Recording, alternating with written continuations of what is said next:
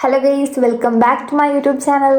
ആദ്യം തന്നെ പറയട്ടെ, ഒരുപാട് നോയ്സ് ഉണ്ട്, അപ്പോൾ എന്നെ മാത്രം ശ്രദ്ധിക്കുക.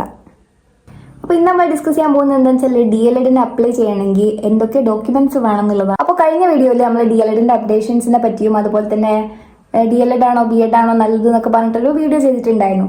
അപ്പോൾ അത് കാണാത്തവർ അതും കൂടി ഒന്ന് പോയി കാണുക. അപ്പോൾ അതിൻ്റെ കമന്റ് സെക്ഷനിൽ വന്നിട്ടുണ്ടായിരുന്ന ഒരു കമന്റ് ആയിരുന്നു, കുറേ തവണ വന്നിട്ടുണ്ട്, DLED അപ്ലൈ ചെയ്യുമ്പോൾ എന്തൊക്കെ ഡോക്യുമെന്റ്സ് വേണം എന്നുള്ളത്. അപ്പോൾ അതിനെക്കുറിച്ചൊരു വീഡിയോ ചെയ്യാൻ വിചാരിച്ചാണ് ഈ ഒരു വീഡിയോ. DLEDന്റെ ആപ്ലിക്കേഷൻ ഇതുവരെ എന്ന് പറഞ്ഞിട്ടുണ്ടെങ്കിൽ അത് കഴിഞ്ഞ കൊല്ലം വരെ അത് ഓഫ്ലൈൻ ആയിട്ടായിരുന്നു. അതുമല്ല, ഇത്തവണ അത് ഓൺലൈൻ ആയിട്ടാണെന്ന് കേൾക്കുന്നുണ്ട്. കഴിഞ്ഞ തവണ അത് കേട്ടിട്ടുണ്ടായിരുന്നെങ്കിലും അത് ഓഫ്ലൈൻ ആയിട്ട് തന്നെയാണ് നടത്തിയിട്ടുണ്ടായിരുന്നത്. പക്ഷേ ഇത്തവണ ഇതാ പറയുന്നുണ്ട് എന്തായാലും ഓൺലൈൻ ആയിട്ട് തന്നെയാണ് സാധ്യത എന്നൊക്കെ പറഞ്ഞിട്ട്.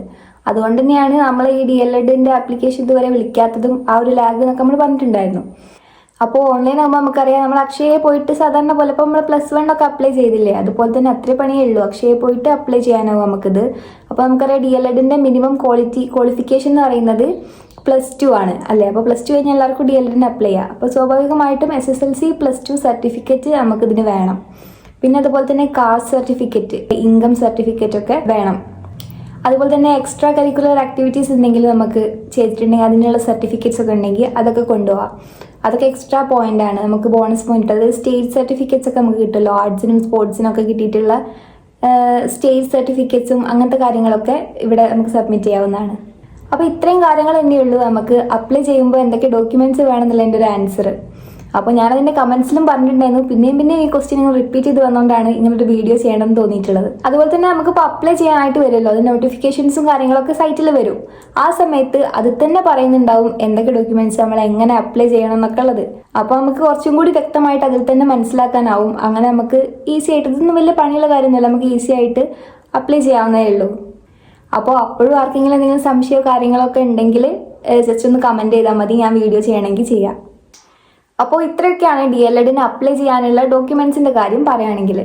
പിന്നെ ഒരുപാട് പേര് വന്നിട്ടുള്ള കമന്റാണ്, എന്താ ഒരു പെർസെൻറ്റേജ് പറയും, ഇത്ര പെർസെൻറ്റേജ് പറഞ്ഞിട്ട് ഇത് ഗവൺമെന്റിൽ കിട്ടാൻ സാധ്യത ഉണ്ടോ അങ്ങനെയൊക്കെ ചോദിച്ചിട്ട്. അപ്പോൾ ഞാൻ ഫസ്റ്റ് തന്നെ ഒരു വീഡിയോ ചെയ്തിട്ടുണ്ടായിരുന്നു DLEDനെ പറ്റി. അതിൽ എത്ര പെർസെൻറ്റേജ് മുതലാണ് ഇപ്പോൾ ഓരോ കാസ്റ്റ് പറഞ്ഞിട്ട് ഞാൻ പറഞ്ഞിട്ടുണ്ടായിരുന്നു, ഈ കാസ്റ്റിന് ഇത്ര പെർസെൻറ്റേജ് കിട്ടിയാൽ ഗവൺമെന്റ് കിട്ടും അങ്ങനെ പറഞ്ഞിട്ട്. അപ്പോൾ അതൊന്ന് പോയി കാണുക. അതിനുശേഷം അപ്പോൾ അതിൽ ഞാൻ വ്യക്തമായിട്ട് പറയുന്നുണ്ട്, ഒരു 90% എബവ് ഉള്ള കുട്ടികൾക്കൊക്കെ ഷുവറാണ് എന്താ ഇതിൽ തന്നെ ഗവൺമെൻറ് തന്നെ കിട്ടും. അതിന് താഴെയുള്ളവർക്ക് ഇപ്പോൾ ഏകദേശം ഒരു 85 എബവ് 80 to 90% ഒക്കെ ആണെങ്കിൽ നമ്മൾ കിട്ടാൻ സാധ്യത ഉണ്ട് എന്ന് പറയാനുള്ളതിൻ്റെ കാരണം ഗവൺമെൻറ്റിൽ കിട്ടോ, അല്ലാതെ നമുക്ക് പൈസ കൊടുത്തിട്ടൊക്കെ ചേരാവുന്നതേ ഉള്ളൂ. കാരണം ഒരുപാട് സെൽഫ് ഫിനാൻസിങ് കോളേജുകളും അതുപോലെ തന്നെ അതിൽ മാനേജ്മെൻറ്റ് സീറ്റുകളൊക്കെ ആയിട്ട് ഇഷ്ടം പോലെ ഉണ്ട്. അപ്പോൾ നമുക്ക് പൈസ കൊടുത്ത് കയറാൻ ഇഷ്ടം പോലെ സീറ്റുകൾ അവൈലബിൾ ആണ്. എന്നാൽ ഒരു 85% ഒക്കെ ആണെങ്കിലും നിലവിലൊരു സാഹചര്യം അനുസരിച്ച് നമുക്ക് ഗവൺമെന്റ് തന്നെ കിട്ടാൻ സാധ്യത ഉണ്ടെന്ന് തോന്നുന്നു, ചാൻസ് കൂടുതലാണ്. കാരണം എന്താണെന്ന് വെച്ചിട്ടുണ്ടെങ്കിൽ ഇപ്പോൾ ഒരുപാട് പേര് BEd അതുപോലെ തന്നെ ഡിഗ്രി ഒക്കെ ആയിട്ട് പോകുന്നുണ്ട്.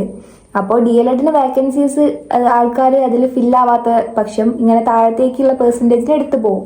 അപ്പോൾ ഒരു 90% അതുപോലെ തന്നെ 89% ഒക്കെ ഒന്നും കഴിഞ്ഞ തവണ വരെ ഗവൺമെന്റിൽ എടുത്തതെന്നുണ്ടെങ്കിൽ ഇത്തവണ അത് പിന്നെയും താഴത്തേക്ക് പോകാൻ 85 ഒക്കെ ആവാനൊക്കെ ഉള്ള ചാൻസ് കാണുന്നുണ്ട്.